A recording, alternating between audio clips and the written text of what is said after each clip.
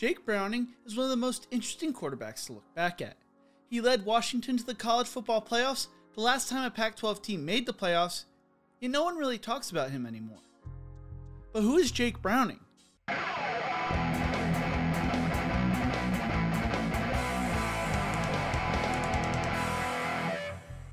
In the Who Is series, we go through the backstories of up-and-coming collegiate and pro athletes.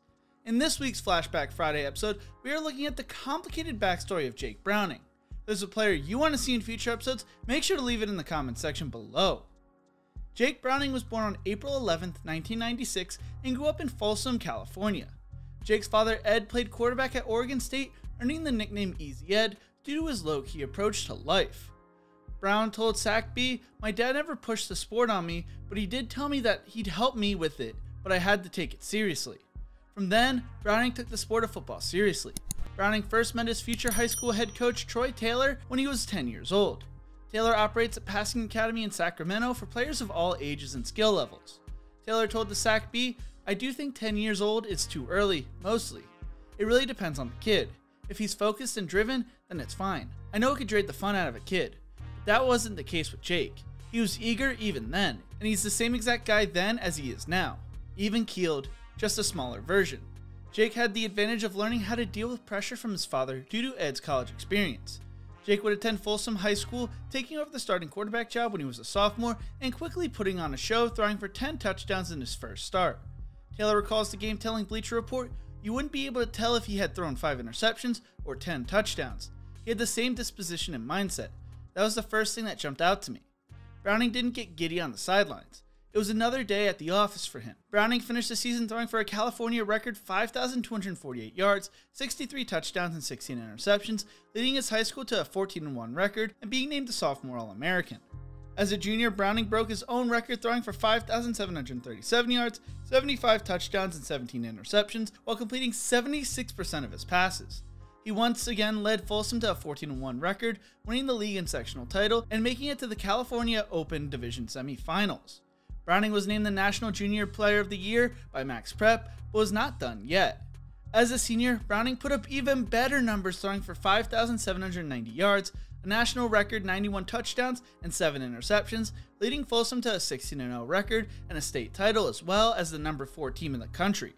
Browning finished his high school career throwing for a California record 16,775 yards, a high school record 229 touchdowns, and 40 interceptions, while going 44-2 as a starter at Folsom, with his only 2 losses coming to powerhouse De La Salle in the state semifinals in back-to-back years. The craziest thing is his legacy at Folsom High School was not what he did on the field. It was his character off the field. Browning told the Saidbysed back in 2014, "I'm more than just a quarterback. It's a big part of my life, but it isn't all of my life. I'm just a normal high school kid." When his classmates and teachers were asked about him, they didn't talk about his amazing numbers. They talked about his modesty, compassion, and self-effacing sense of humor. As a junior, Browning participated in an event called the Evening of Dreams, a prom dance with a focus on special needs students, where young women and men are partnered with their peers from high school sports teams around the region, according to Saidbysed. Jason Harper, the founder and executive director of Character Combine, told the Saidbysed, "I've never seen Jake without a helmet on and throwing for 600 yards, but I saw him at his best at this dance. There was Jake with this nice girl, and I thanked him. He thanked me. He's wired so well. His accolades on the football field, in the classroom, are one thing. When his consciousness oozes that passion beyond competition, that is the mark of a real champion." Browning's younger sister was also an important person in his life, with his high school coach Chris Richardson saying, "I saw Jake driving around, and there was his little sister in the back seat, in a car seat. He enjoys toting her around. I think he'll miss her when he goes to college, more than he'll miss any of us." Browning also finished high school, graduating early with a 3.58 GPA. Coming out of high school, according to 24/7 Sports Composite, Jake Browning was a 4-star recruit who was the 5th best pro-style quarterback, 13th best player in California, and 73rd best player in his class. Browning received over 8 different Division I offers from the likes of Alabama, Boise State, Oklahoma State, Utah, and Washington. While he put up crazy numbers, Browning's recruitment was quieter than expected. He wasn't active on the camp circuit at any point of his recruitment, preferring to stay home and work out with his teammates. He was focused on winning a state title. Browning chose not to attend the Elite 11, but that did not stop the staff from looking into his film, with the president of Elite 11, Brian Stump, telling Bleacher Report, I think when we got to see the film on him, it's how quickly he could read and process information and get the ball out of his hand and to his playmakers. He was a guy that understood what his guys were going to do and also what the 11 guys on defense were trying to do to him. He was able to read and diagnose quickly and make quick decisions. Utah was the first school to offer Browning before his junior year. Then Boise State followed, who was coached by Chris Peterson at the time. This was rare for the Broncos to do, as they usually waited to offer guys after their junior year. Alabama would offer Browning late into his recruitment process as well.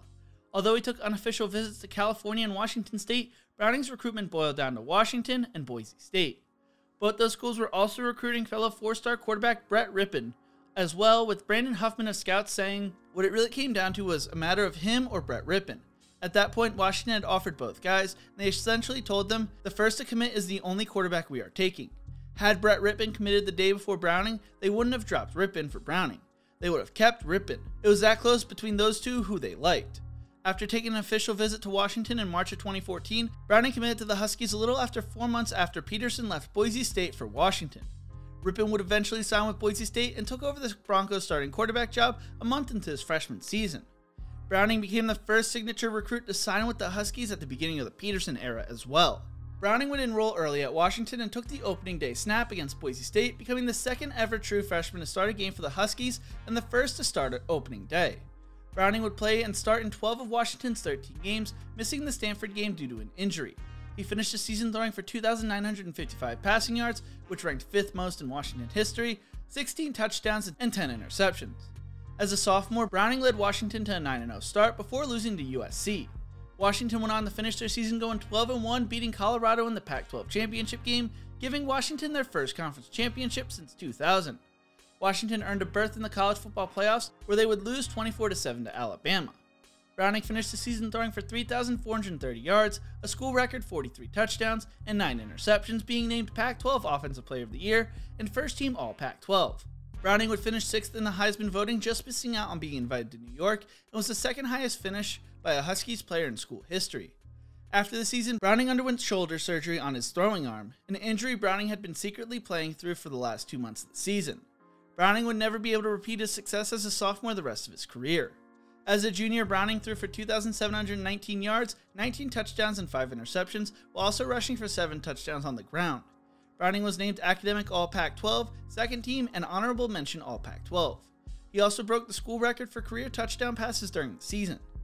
As a senior, Browning led Washington to another conference championship and a berth in the Rose Bowl, a game they would lose to Ohio State.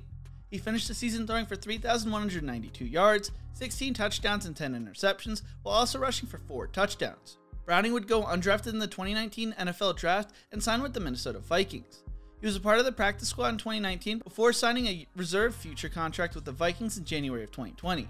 He was then waived during the final cuts in 2020 before signing with the practice squad again. He signed another reserve future contract this past January. According to Vikings offensive coordinator Clint Kubiak, Browning has had a tremendous camp and is competing for the backup quarterback job with Nate Stanley and rookie Kellen Mond. The legacy Browning left at Washington is an interesting one. He finished his career starting 53 of his possible 54 starts, winning 39 games, the most ever by a Pac-12 quarterback. He set numerous Washington season and career records, including career yards with 12,296, the 4th most in Pac-12 history. Career passing touchdowns with 94, which is 6th in Pac-12 history. Career completions with 958, career attempts with 1,483, career total offense with 12,540 yards, good enough for 4th in the Pac-12 history. Career passer efficiency with 150.6, among others. He may have been a victim of his success he had in 2016, leaving some fans with strong opinions about him. During the Rose Bowl press conference, Browning told reporters, "Definitely some games we wish we could have maybe had a player or two different. But I think there's some peace of mind that I've been able to work really hard and put as much effort and energy into this as I can." And so you kind of do that. You kind of look at it. We'll see where the chips fall, and that's kind of where we're at. After Washington's loss to Stanford in 2017, AD Jen Cohen went crazy on a Huskies fan who was screaming expletives at Browning as he walked off the field. After Washington claimed the Rose Bowl berth his senior year, Cohen went up to Browning telling him, "Good for you. There's no one I would rather see have a rose in his hand than you. Because the Rose Bowl is exactly where the Huskies belong, and through all these ups and downs, look where you took us." Jake never let the criticism get to him and had a lot more success than failure throughout his career. Browning loved his time at Washington, but after the season felt it was time to move on. According to Myles Gaskin, Browning should be remembered as a great teammate, great quarterback at the University of Washington, a dude that was always ready to work, a dude that took his ups and downs and learned from each one of his downs and came back and got better from them, and a dude that was just always hungry, that always will be hungry. I can't say enough about him. I've never met a dude like Jake, just a unique guy. But what do you think? What should Jake Browning's legacy at Washington be, and will he win the Vikings' backup quarterback role this season? Let me know in the comments section below. Thank you so much for watching. If you enjoyed this video, check out my other videos in the Who Is series. Don't forget to leave a like, share, and subscribe to the channel, and as always, remember to embrace the grind.